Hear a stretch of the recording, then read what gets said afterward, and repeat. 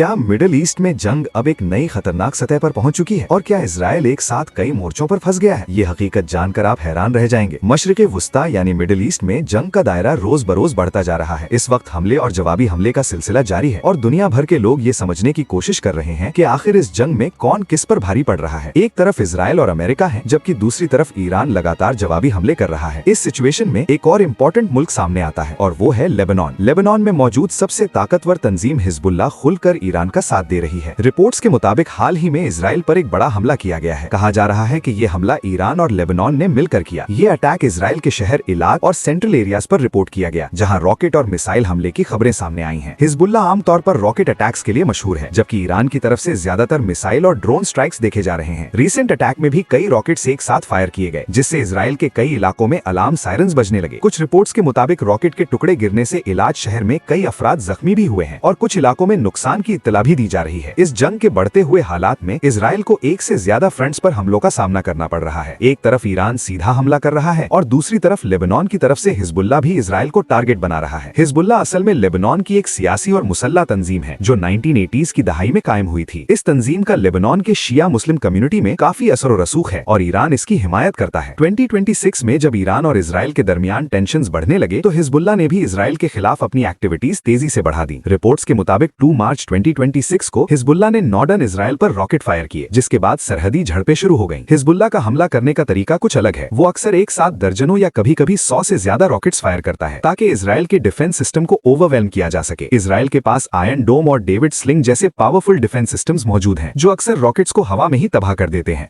लेकिन जब एक साथ बहुत ज्यादा रॉकेट्स फायर किए जाते हैं तो कुछ रॉकेट्स अपने टारगेट तक पहुंच जाते हैं। इसी तरह के एक अटैक में तकरीबन 100 रॉकेट्स एक साथ फायर किए गए, जिनमें से कुछ रॉकेट्स इजराइल के अंदर गिरने की रिपोर्ट सामने आई हैं। सोशल मीडिया पर एक और सवाल भी उठ रहा है। इजराइल के प्राइम मिनिस्टर बेंजामिन नेतन्याहू कुछ दिनों से पब्लिक में नजर नहीं आ रहे। इस वजह से सोशल मीडिया पर मुख्तलिफ अफवाहें फैल रही हैं।